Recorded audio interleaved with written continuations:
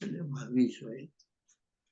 ¿Puedes darle clic? Transmitting. No. Sí, puedes darle clic ahí en Got It. Ya. Ya está. Buenas tardes, señor Toledo.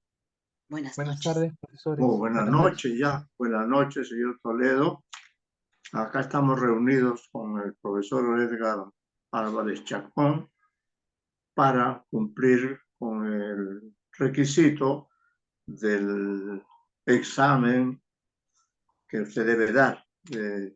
Nos ha enviado un trabajo acerca del cuentario El peso inevitable de las palomas, que es un libro del año 2023, que tengo aquí a la mano. Usted no tiene abierta su pantalla, pues así mejor. Aquí estamos viéndonos, acá está el libro, ¿no? Aquí lo tenemos a la mano, lo hemos leído con la atención con que usted ha hecho. Entonces, el protocolo, que debe durar unos 45 minutos, comprende una exposición que usted dará ante nosotros, a ser 10, 15 minutos, aprox, ¿no?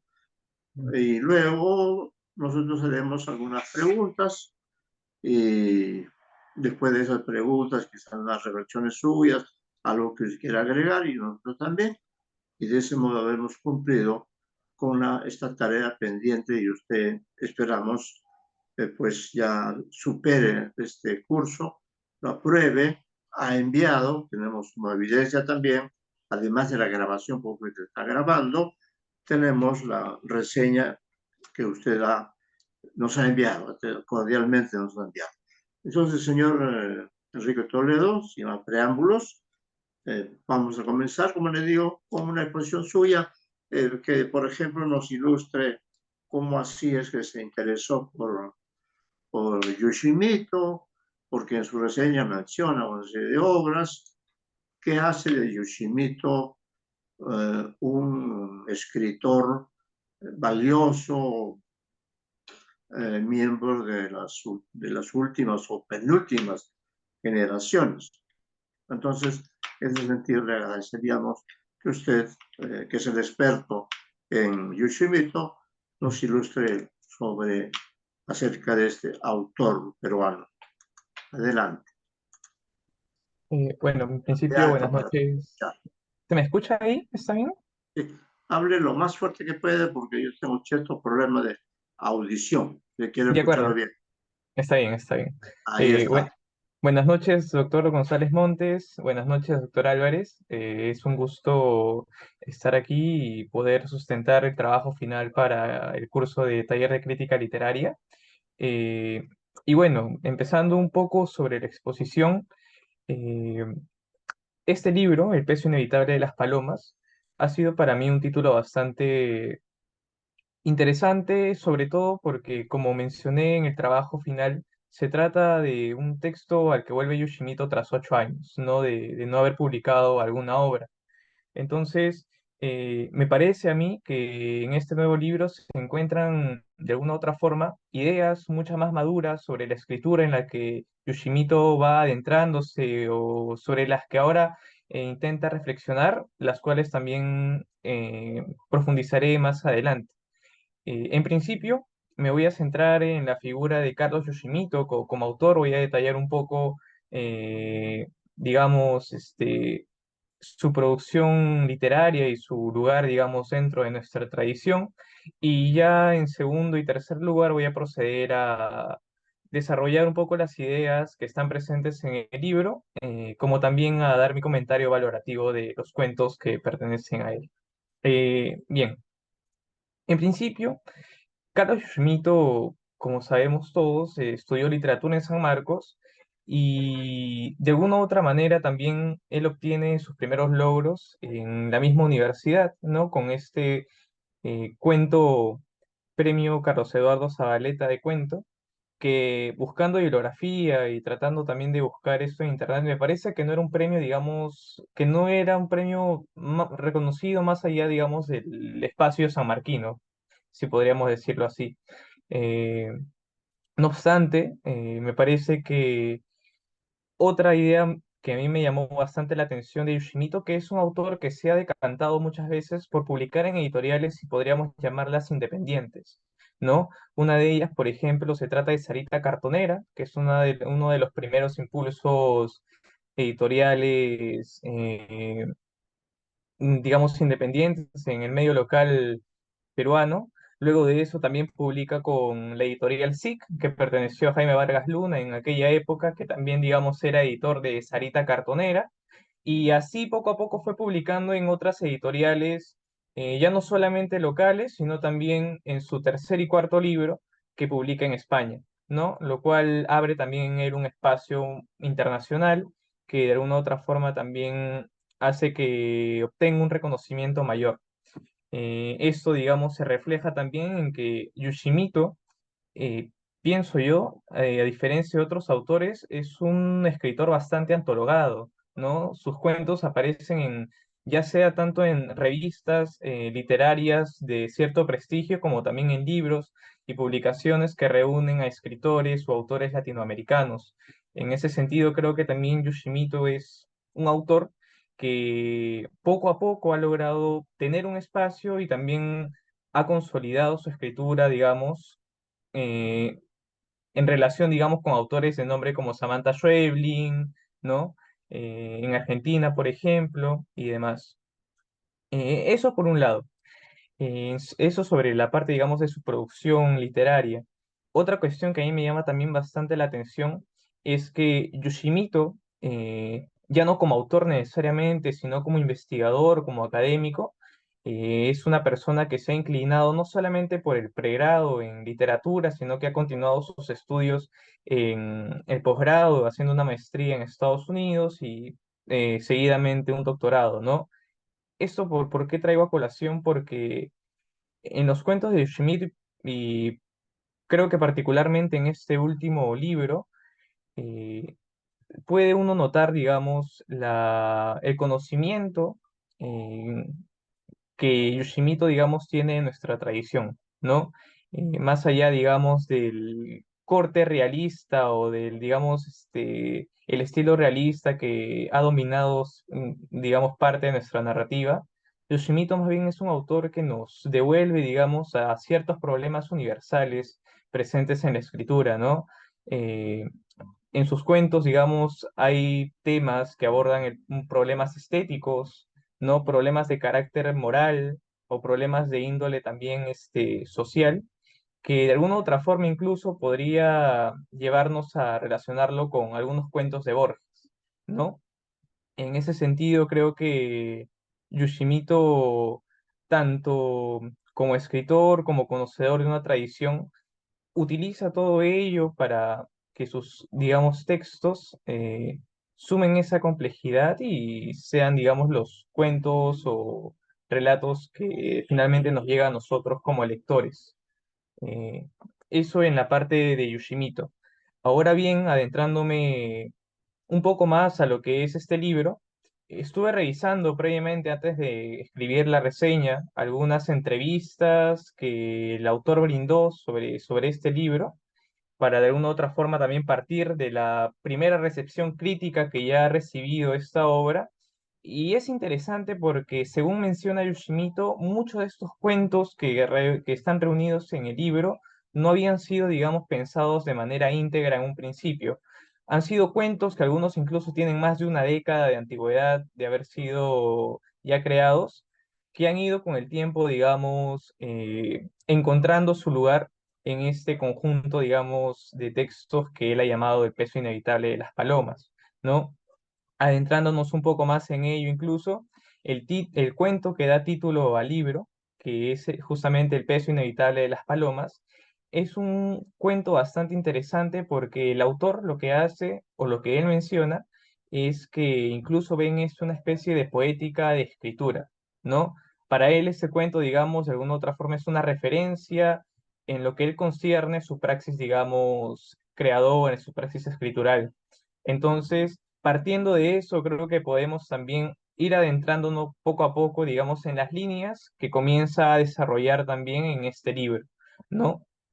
Por eso también menciono que este libro me parece un texto mucho más maduro en la que ya no solamente Yoshimito destaca como narrador, sino también ahora comienza a, digamos, poner atención en estos problemas que él entiende como reflexión sobre el mismo lenguaje, ¿no? Y sobre esto también creo que, al menos en nuestra literatura, tenemos una tradición no tan pequeña de escritores de ascendencia oriental que también se han inclinado por este lado, ¿no? Uno de esos ejemplos en nuestra poesía, por ejemplo, es Watanabe, y cuando escuchaba brevemente estas entrevistas que él brindaba, muchas veces mencionaba también estas preocupaciones que él sentía sobre el lenguaje y el poder que éste tiene de crear una realidad, pero no una realidad, digamos, completamente perfecta o estable, sino más bien con algunas ideas platónicas. Nos habla de este lenguaje como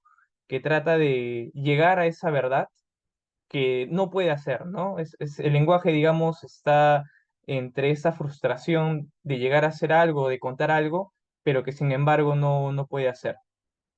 Entonces, eh, yendo ya un poco más a los cuentos que están reunidos como tal, eh, una cosa a destacar es, por ejemplo, el epígrafe que abre el libro, ¿no?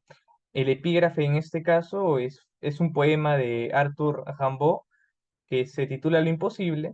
Y si leemos de manera, digamos, detenida ese poema, nos lleva también a estas cuestiones de lo que Rimbaud entendía como qué es lo bello, ¿no? En, dentro de un contexto, digamos, donde la moral condenaba ciertas cuestiones, digamos, eh, que atañían al arte, ¿no? Eh, bien, eso sobre el epígrafe. Y lo que también ensayé un poco en la reseña que ustedes, profesores, habrán podido leer, fue que traté también de agrupar estos textos eh, a partir de una línea general que creo yo está presente en todo este libro, ¿no? Que era la idea del desplazamiento. De manera personal, al menos en mi lectura, he notado que en estos cuentos, en la mayoría de ellos, acaso, el escenario, la atmósfera en que, digamos, se desarrolla la diégesis del texto, está en un constante cambio. Hay una transformación, digamos, tanto en el espacio como el mismo sujeto que, digamos, forma parte de la trama, ocurren transformaciones, cambios que yo he desarrollado, ¿no? Como con esta idea del desplazamiento, la cual he agrupado en tres partes incluso. Hablo de un desplazamiento simbólico, un desplazamiento espacial y un desplazamiento material, ¿no? Y a partir de esos tres ejes he agrupado también los cuentos que forman parte del libro. Y rápidamente, también para no extenderme del tiempo, me detuve sobre todo en un cuento de cada grupo, para que de esa forma, digamos, pueda ilustrarse eh, esta idea que, digamos, atraviesa los demás relatos. Pero antes de eso, también a mí me interesaba centrarme un poco en el estilo que está presente en todos los relatos. Y eso para mí es bastante interesante porque lo que hace Yoshimito es construir un lenguaje o historias en las que hay distintas capas o distintos niveles de interpretación o de análisis, ¿no? Y en ese caso, por ejemplo, el primer cuento que abre el libro, que es El peso inevitable de de las palomas, es un cuento que nos habla, digamos, de esta interpretación que tiene el personaje principal sobre las palomas, pero a su vez también está presente, digamos, temas de carácter moral, como la infidelidad de la esposa, ¿no?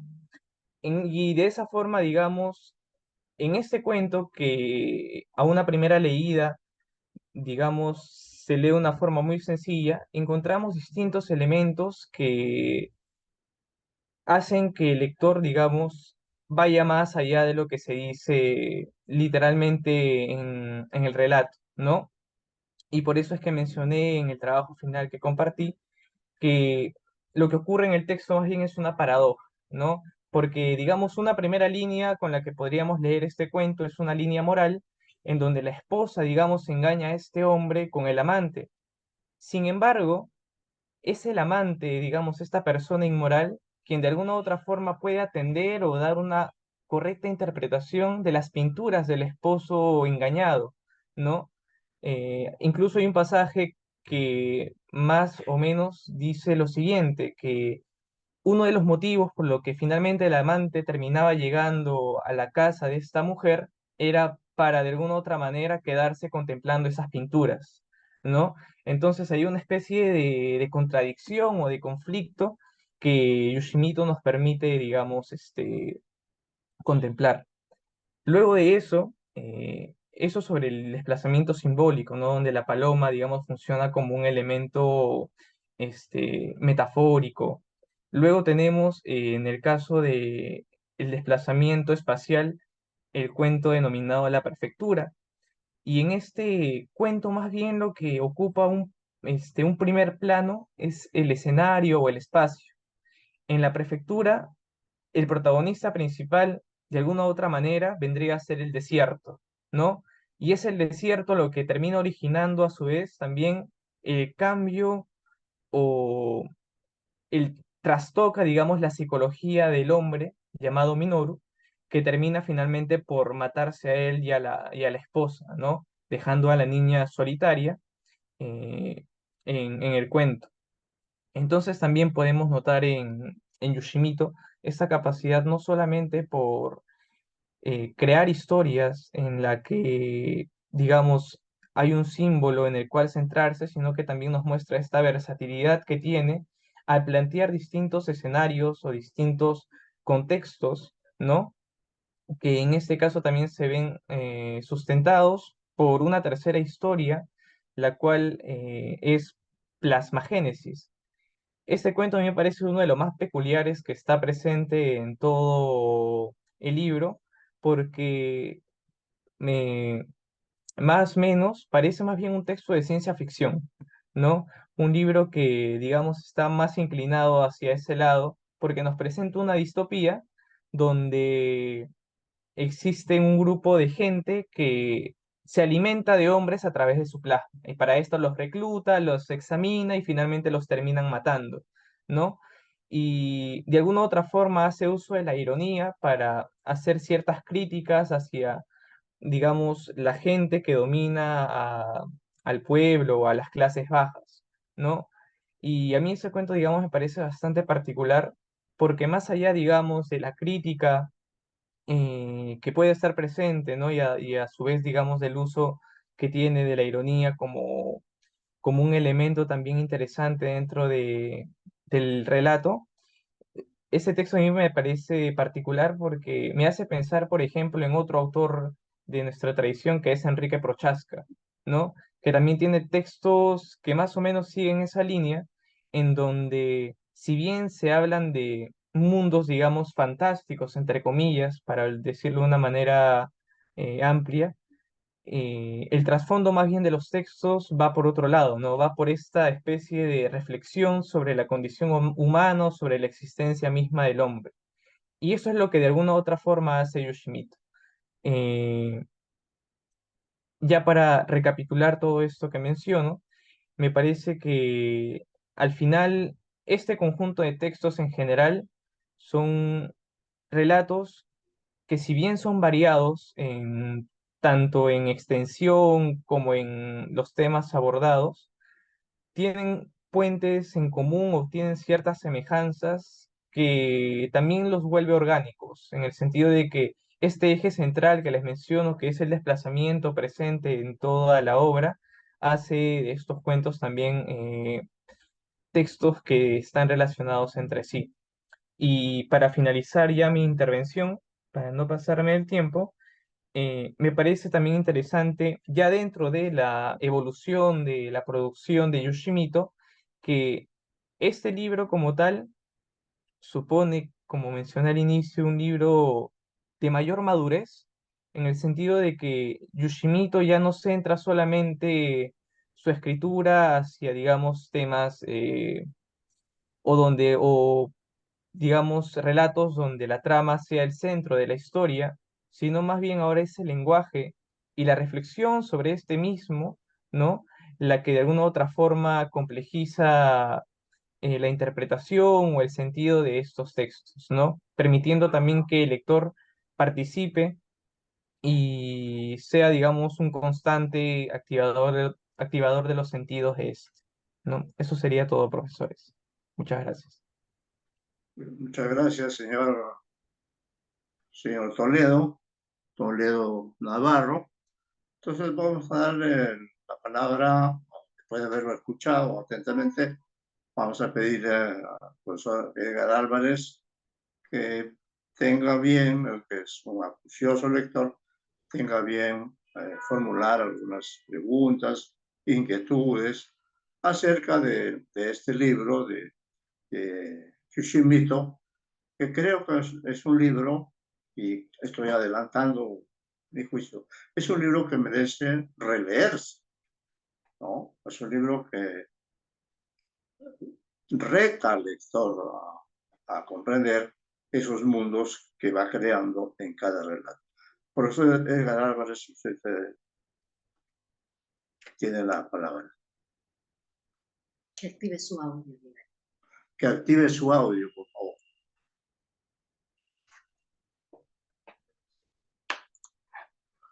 ¿Ahora se escucha? ¿Se escucha? Sí.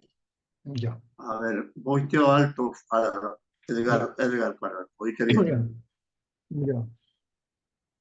El libro tiene 10 cuentos, ¿no? Entonces, a mí me gustaría, de acuerdo a la clasificación que ha hecho, digamos, qué cuentos entran dentro de lo simbólico, dentro de la línea que llama de desplazamiento espacial y la de material, ¿no? Porque como son 10 cuentos, usted ha puesto un ejemplo de cada uno de ellos, pero me gustaría, la medida que son pocos, me gustaría que me diga cuáles son los que corresponden a la parte simbólica, cuáles son los espaciales con lo que se llama material, ¿no?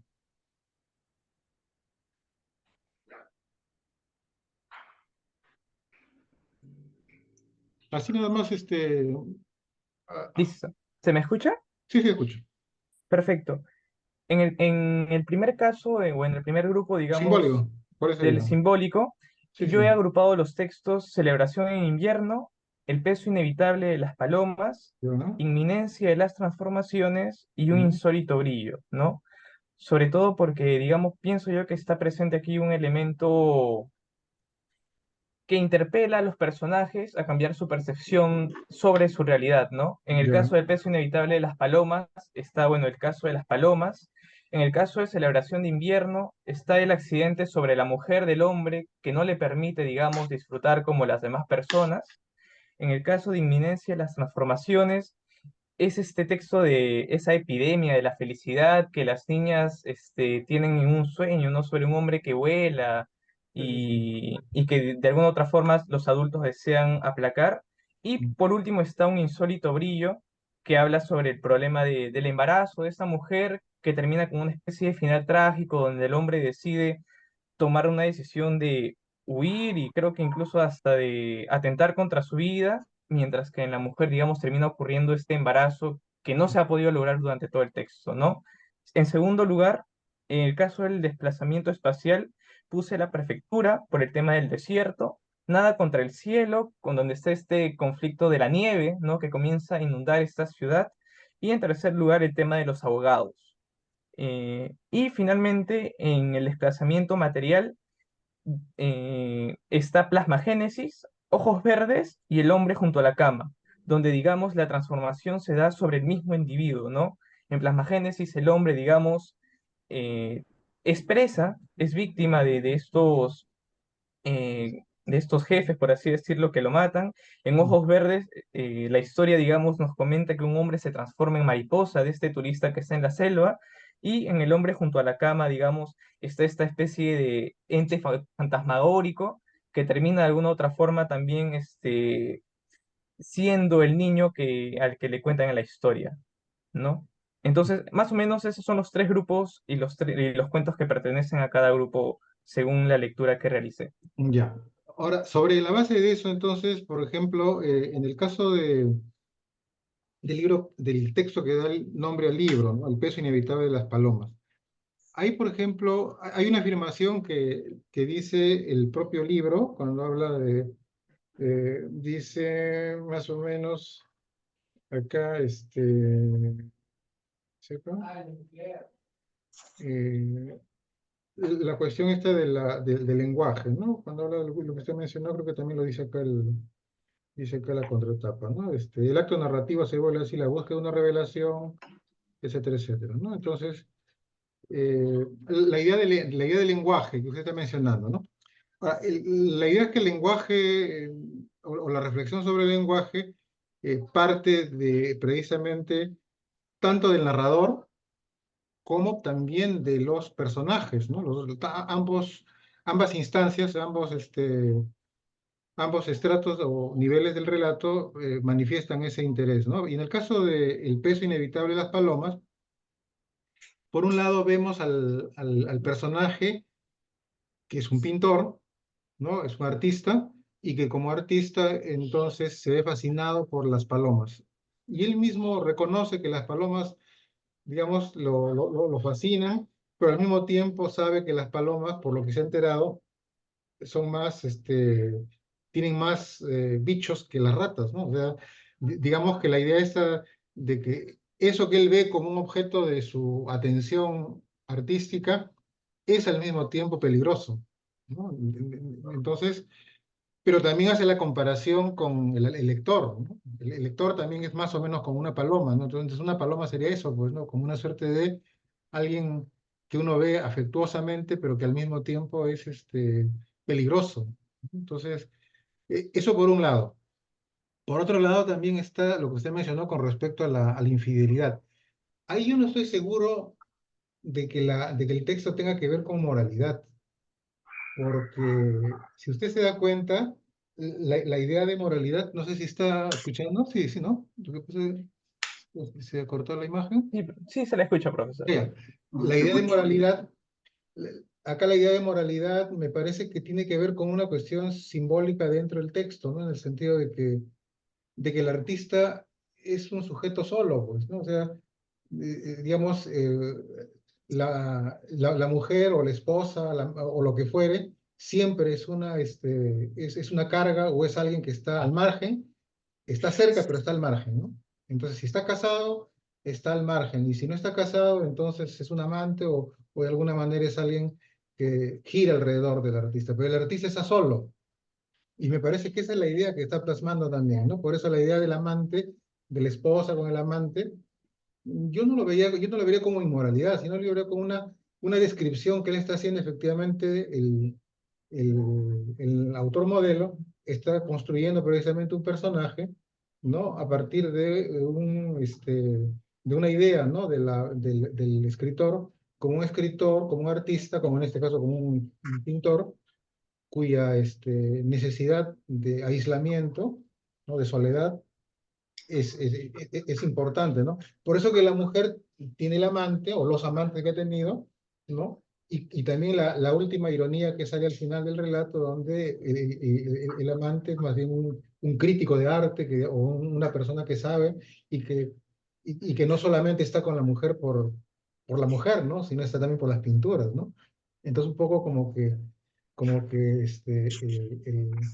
el autor, digamos, seduce a la gente que tiene a su alrededor, pero no lo atrae directamente, ¿no? Sino lo tiene alrededor, pero no, no entra en contacto directo, ¿no? Entonces, la obra de arte es así, ¿no? Entonces yo creo que, por eso le digo, yo creo que el tema moral que usted está planteando me parece interesante porque de alguna manera la formulación que se hace, ¿no? Porque efectivamente tiene que ver con la moral, digamos, que conocemos, ¿no? Pero digamos que acá se está jugando con la idea del arte, ¿no? Y el artista tiene pues un estatuto moral diferente, ¿no? ¿No? Entonces yo creo que por ese lado hablar de moral, digamos, del artista, digamos, en los términos de las personas comunes y corrientes, digamos, digamos, no se adecua a lo que me parece es la estética que está planteando Yoshimito, ¿no? Pero por lo demás me parece que su interpretación es importante y yo estoy de acuerdo con ella, ¿no? No sé Antonio, si tú Sí, preguntas. bueno, gracias Edgar por la intervención. Después de haber escuchado al señor Toledo y al profesor Edgar Álvarez, eh, también yo, de Paloma es un símbolo ambivalente y que de alguna manera, como creo que ha sugerido el profesor Álvarez, el escritor es así, es como la paloma, ¿no? Es un elemento peligroso por lo que escribe, por lo que dice, por lo que opina. Eso es un gran logro que consigue Yoshimito con este cuento, ¿no? Luego me ha llamado la atención a mí en el libro el cosmopolitismo del escritor.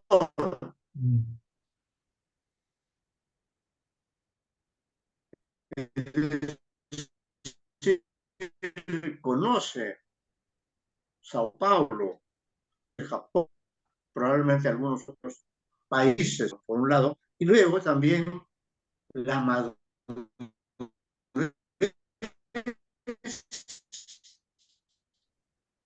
para construir los personajes adolescentes y personajes mayores, lo cual indica pues que Yoshimito es un narrador nato, es decir, pese a su juventud, ha sabido enriquecerse vitalmente, estéticamente, para lograr estos eh, cuentos de muy buena calidad.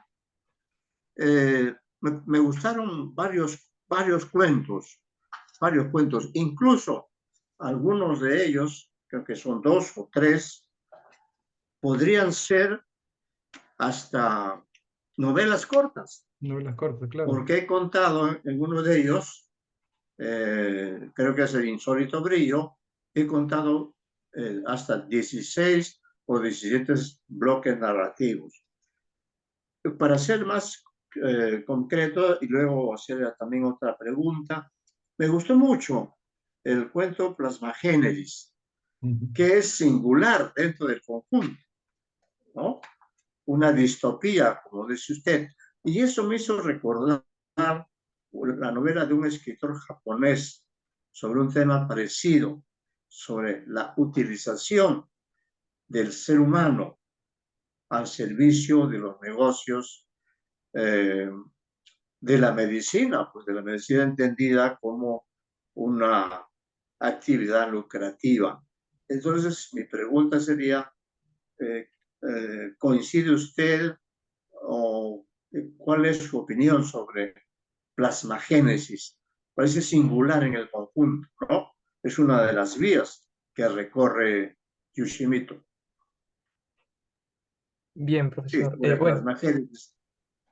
primero para recoger lo que mencionó el profesor Álvarez, a mí también me pareció muy interesante y concuerdo con su escritura, ¿no? Cuando por ahí mencioné lo moral, más bien era para identificar que, digamos, en los relatos hay como que distintas capas, ¿no? Y digamos que quizás una arista de todas estas estaba en el ámbito moral, pero que más bien ayuda al argumento que en principio, digamos, habla sobre la estética, sobre el arte, ¿no? Eh, y es aún más interesante porque muestra también el poder del artista para construir o destruir la realidad, porque justamente él menciona que eh, las palomas son estos animales grotescos, que son unas ratas con alas, por así decirlo, y lo que este artista trata de hacer es que en sus pinturas trata de mostrar a estas palomas como realmente son, como monstruos, ¿no? Y eso es lo que de alguna u otra forma sorprende al amante y se inserta ahí la cita en francés, que es algo como que el arte destruye la realidad o algo por el estilo, ¿no? Eso a mí me pareció también bastante resaltante ese cuento.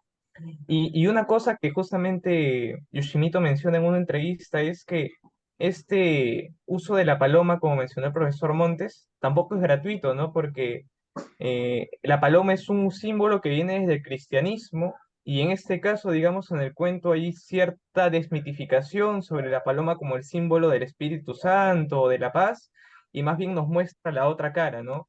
Sí, nos muestra su lado, digamos, Que sí de es bueno. peligro para las personas desde una condición, digamos, clínica o patológica. Eso por un lado.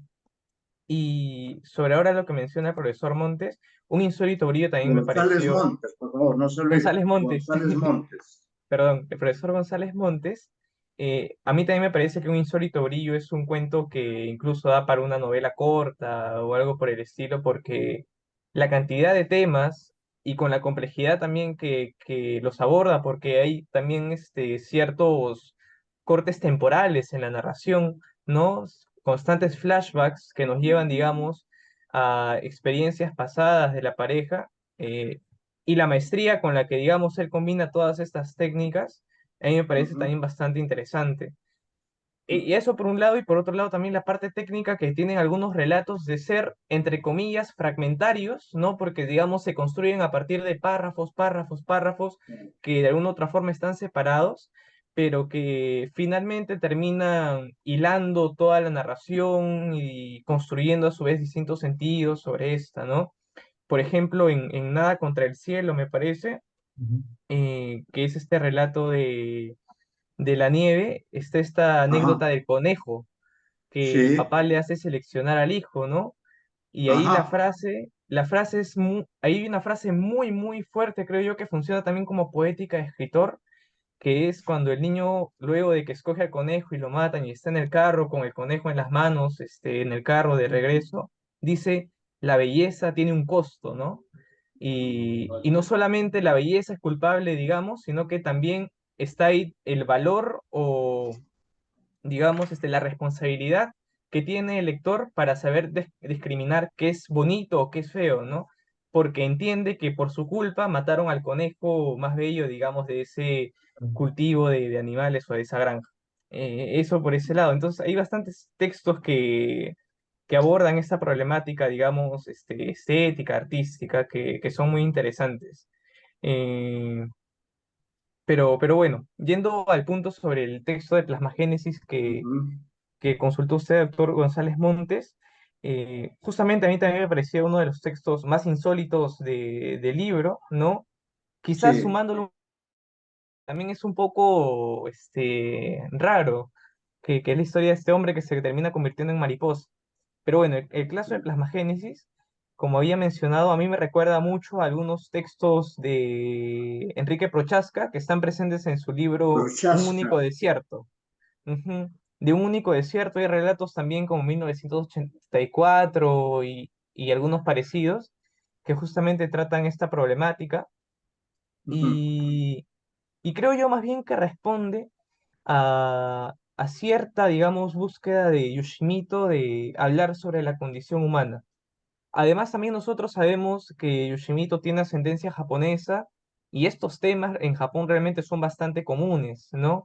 Una prueba de ello, digamos, la encontramos en su producción audiovisual, donde el tema, digamos, del futuro y de las distopías está muy presente, digamos, sobre todo en la narrativa bélica, luego de la Segunda ajá, Guerra Mundial. Pero como tal, el texto a mí me parece muy interesante y en algunas partes incluso me parece burlesco, si es que cabe el término, porque los modos en que se relacionan estos jefes de la corporación es bastante anticlimático. También hablan como, no sé, de una manera bastante rara, la manera en que construye los diálogos entre esta gente que habla con ciertos modales, con un estilo bastante burocrático, podría ser la palabra. eh, Muestra, digamos, esta crítica que él trata de representar a través de cómo es que esta gente instrumentaliza más bien la existencia de los hombres y pierde por ese lado, digamos, esa parte principal que es más bien la condición humana que nosotros debemos defender y buscar, ¿no? Entonces, por ese lado, a mí ese cuento también me parece insólito dentro del conjunto de relatos, pero de alguna otra manera también hay ciertos vínculos o puentes también con otros textos que están ahí presentes, ¿no? Eso, profesor. así es. Fíjese, en el relato inminencia de las transformaciones, donde reconozco una buena prosa, hay una niña que ve a un hombre crucificado que vuela. ¿Quién es? ¿Jesucristo o Ícaro? ¿Cuál es ahí el simbolismo? Inminencia de las transformaciones. He tomado nota porque me llamó la atención eso. ¿Quién es ese hombre crucificado que vuela? ¿Jesucristo o Ícaro? ¿U otros? ¿Qué diría usted? En este caso, bueno, yo pienso que en principio está presente justamente esa ambivalencia, ¿no? Porque en principio la imagen de un hombre en la cruz es muy fuerte y digamos lo relacionamos directamente con el cristianismo. Sin embargo, luego, con el desarrollo de la narración, también nos habla de que este hombre alza vuelo y por ese lado también se conecta con esta parte mitológica, helénica del mito de Ícaro. En cierto modo también me recordaba un poco al teatro, a la obra de Santiago el Pajarero de Ah, Ribeiro. Yo también me Ajá. asocié. Santiago Entonces, el pajarero, estaba me parece que ese cuento es bastante simbólico, ¿no? interesante, ese ámbito, aunque también, digamos, algo también para tener presente, esa imagen también siempre se presenta distante, ¿no? Es como que la Claro, niña ve eso de lejos, nunca es como que llega a aproximarse y se entera más bien de lo que sucede a través de los adultos, que le dicen que no, que ese hombre terminó aplastado en el suelo y listo, como que ahí terminó. Sin ah, embargo, sí. la interpretación en este caso del personaje infante, que está muy presente también en muchos de los cuentos, es muy importante porque da pie, en principio, a una mirada inocente, pero también a ir más allá de lo que un adulto te puede comentar de manera literal, ¿no? Digamos que esta mirada del niño, de esta inocencia presente en los personajes infantes es también muy, muy simbólica o muy trascendente en la realización de los relatos. Ajá. Bueno, para ir terminando, diré que, por ejemplo, Celebración en invierno también me pareció un muy buen cuento, ¿no? Me gustó eso de que Tim odia la Navidad y tira piedras a los Papá Noel, está contra el sistema. Y otro relato que me gustó muchísimo, que ustedes estaban mencionando, un elemento, un personaje, Nada contra el cielo, Ah, ese es muy la bueno. fuerza de la nieve, ¿no? Y ese padre que lleva al hijo a escoger un conejo, y yo pensaba que lo iba a llevar de mascota. No, simple y llanamente lo ha elegido para comerlo. Entonces, eso también es una vuelta de tuerca que hace eh, Carlos Yoshimito, ¿no? Y bueno, el cuento Un insólito brillo también me parece magistral, bien desarrollado el tema de los eh, códigos sociales, la necesidad de que las mujeres cumplan ciertos roles y si no sufren la represión, la censura abierta o velada, ¿no? Ese cuento. A mí el último cuento sí me dejó un poco confuso, no logré llegar a comprender hacia dónde apunta, pero en todo caso es un buen libro y quizá próximamente Yoshimito ingrese también al campo de la novela, ¿no? Este cuento, por ejemplo, eh, puede ser Nada contra el cielo o Un cielo brillo, tienen ya una proyección más amplia, ¿no? Eso es todo, señor. ¿Puedo decir alguna otra idea más o quizás el profesor Edgar quiera agregar algo más? No, yo creo que está bien. Yo, como digo, como han dicho también, has dicho tú, Antonio, a mí me gustó mucho también este de Nada contra el cielo, sobre todo por los ciegos, ¿no? Lo que A ven los ciegos, los ¿no? ciegos, qué personajes para estar los ciegos, ¿ah? Claro, y Esos es dos un, personajes, ¿no? qué bárbaro, Y qué es extraordinario. y es un relato, ¿sabes qué? A mí me hace recordar el estilo de Clarice Lispector cuando te cuenta cosas a veces nimias, ¿no? Ajá, Bastante nimias, y parece que la situación no cambia mucho y de pronto, ¿no? Viene el acontecimiento, ¿no? Como que de repente eso también al principio me pareció un poco digamos, un poco como un demérito, ¿no? Como que se extendía demasiado el cuento y se me caía de las manos, ¿no? Ah, Solamente ya en la parte final, cuando aparecen los ciegos, entonces ya la cosa, digamos, se encamina, ¿no? Pero la parte esta del papá con los con el conejo y esas cosas, le da pues un vuelco, ¿no? Que de repente un poco más reducido el cuento le hubiera dado más, hubiera sido más redondo, ¿no? Pero de todas maneras el cuento es muy bueno, a mí me gustó mucho, ¿no? Y esa idea, y este final que es también distópico, ¿no? Porque está hablando de un invierno perenne, de una nieve perenne, un poco como que, y esa nieve perenne los ciegos ya lo han visto, lo han previsto, y él ni siquiera se había dado cuenta, ¿no? Entonces, este personaje adolescente, creo que 16 años creo que tiene, entonces se enfrenta precisamente a lo que los ciegos ven y lo que él no puede ver, ¿no? Entonces, es esa relación entre lo que los ciegos ven y lo que él no puede ver, entonces también me parece que tiene que ver también con el arte también, ¿no? es- bueno, muchas gracias, señor Toledo, por habernos también a nosotros convertido en lectores de Yoshimoto, de este libro, que está bastante bueno, muy elaborado, muy buena prosa, muy buena proyección. No sé cuál es el protocolo, cerramos la sesión, unos minutos para darle la nota, Sí, sí, o yo, no. yo creo que, ¿Cuál es el protocolo, a Edgar? ver, cerramos la sesión, vemos el acuerdo para las cuestiones del acta, y el acta ya la entregamos, o mejor dicho, ya la formalizamos el lunes o martes en el departamento. De acuerdo. Ya, entonces ahora ¿Ya? daríamos por terminada la sesión. Sí, sí, sí, damos por terminada la sesión, se retira el alumno y nosotros coordinamos con la cuestión de la Ya, calificación. nosotros nos quedamos un rato, Sí, sí, pero el señor Toledo ya no vuelve, ¿no? sí, sí, ya puede retirarse. Ya con esto De Ya. ya, acuerdo.